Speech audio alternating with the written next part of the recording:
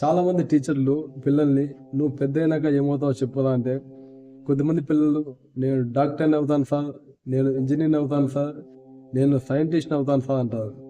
కానీ ఏ ఒక్క పిల్లవాడు కూడా నేను స్పిరిచువల్ సైంటిస్ట్ అవుతాను సార్ అని చెప్పలేడు. ఎందుకంటే అతనికి ఆ అర్థం తెలియదు.